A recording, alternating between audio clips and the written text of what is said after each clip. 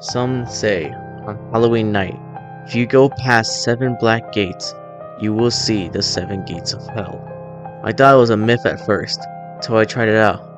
I went past 7 black gates around my neighborhood. Then, when I went to sleep, my dreams were of a furious fire. Then it stopped, and there was a man, tall and bulky. His eyes were rather squinted, showing his age, and his legs and hands were thin and looked as if they could barely support his weight. He spoke with a scratchy and dying tone, saying, "Imokul, Ogunan, Ikutun, Nevisis, Setai, Fohil." Chuckling, he opened the gate. My whole body became numb, and I was unable to fight it as it moved on its own. Struggling did not work. Without any control of myself, I went through the first gate. I saw fire and corpses that were horribly mutilated, discarded, and burnt. They were sobbing so loudly that I couldn't even hear the crackles of the fire. One came to me, with one eye and bullet holes all over him. He said, "We are the discarded corpses who did not get the proper burial. We are here to stay until the day of judgment." I went past him and to the second gate. It was in a building. I was in a dungeon. There were people tied up, screaming in pain. One was being sawed in half very slowly, his body repeatedly healing, ready to be sawed again. One was in an iron maiden, with the door being opened and closed, but never causing any visible harm. A man in executioner's mask went to me and said, "We are the torturers tortured by our own devices." Then I went past him to the exit, towards the third gate. This time, I was in a forest. It was silent except for a few yells. There was a man hanging from a noose. Another man fell off a cliff, reappeared and fell off again.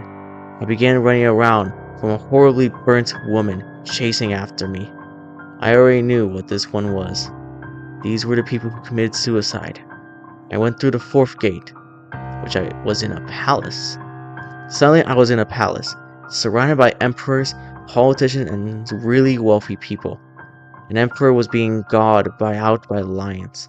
When the lion ripped a limb off or slashed him, the appendage grew back and the injury was healed. A politician was being beaten by what looked like shadows in prisoner's clothing. A man in a suit came to me and said, "We are the corrupted people. The people who use our power to help ourselves, not others." I walked to the next gate, the fifth. I was in another room. There was a man tied up on a bed, being slashed by a floating, spiky leather whips. A woman was being burnt by a lighter, but her screams and cries were muffled by a cloth that was used as a gag. A rather large man came up to me and said, "We are the rapists and sex offenders, paying for our crimes on earth." I ran to the sixth gate. I was in another room. A man and woman was being stabbed, their wounds healing almost instantly, immediately, just like everybody else. Another person was being burned alive, and someone else was being hit and jabbed with a floating metal bar. I knew who these people were too. Murderers, being harmed by the way they killed their victims. The exit was on the seventh gate. The final one. The nightmare's almost over. It's almost over, I said to myself. I went outside. There was a man wearing a shroud over his head with explosives. He blew up, regenerated, and blew up again. Another one was being beaten, stabbed by metal sharp objects, and burnt by torches, lighters, and matches. They were held by people who looked like shadows. One of them came to me and said, "They are the mass murderers, the terrorists, the suicide bombers. I am a shadow of one of their victims, beating them and taking revenge for killing us on Earth." I ran to the exit. When I woke up in the morning, I became horribly scared. The images of what I saw ran through my head. In fact, that was all I could think of for a whole year. Then it became Halloween again, and I didn't dare go outside at night. I just went to bed. It took me a while longer to sleep. When I did, I was in front of the first gate of hell. There was a teenager like me, staring at me. He was shocked to see me. My body became numb, and I could not control myself again. I said to him in a scratchy, dying tone, "Imokukun, kon ilkutun neviste setekai, fo hell." I chuckled and opened the gate for him. After he went inside with an expression that looked like he was fighting something and struggling, I looked at myself.